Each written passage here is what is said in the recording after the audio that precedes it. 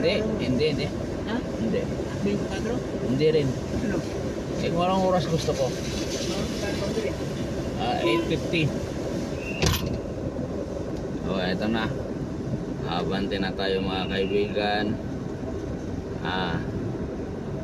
Pangalawa na lang po tayo sa masasakyan ng pasahero. Ito, may sumasakay ng pasahero. So, dalawa. Ito. Ay, wala. Di pa. Walang sumakay.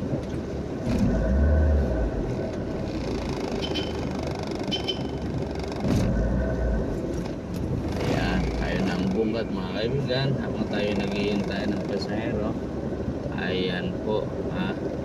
Sa treno pa po tayo.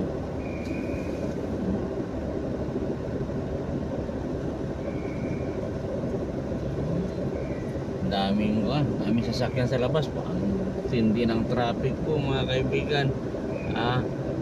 Sa ngayon ay napakahina ng taxi ngayon sa dami ng motorcycle rider.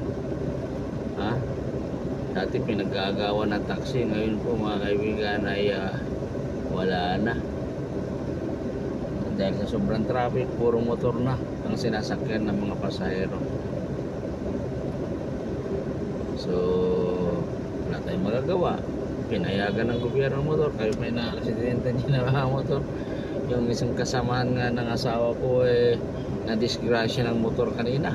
Sa Diyos ko, kahapon yata pag-uwi. Diyos ko, magampis ni nauntog. Ay siya. Hindi daw niya alam ang pangyayari dahil habang nakasakay sa motor, ay ayan po, nagse-cellphone. Hindi niya alam yung buong pangyayari. Nagulat na lang sila, sumimplang na. Diyos ko, kawawa naman. Nasira ang beauty. Ayan. Napakahirap. Ito, may pasahero na tayo. Pasahero na tayo maganda. Saan kaya pupunta itong pasahero natin na ito?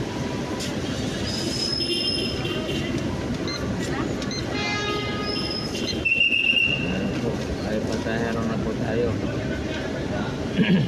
Yan. Yes.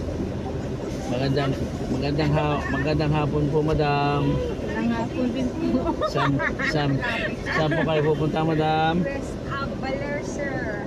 West Baler. Ay, siya, napakalayo naman pala.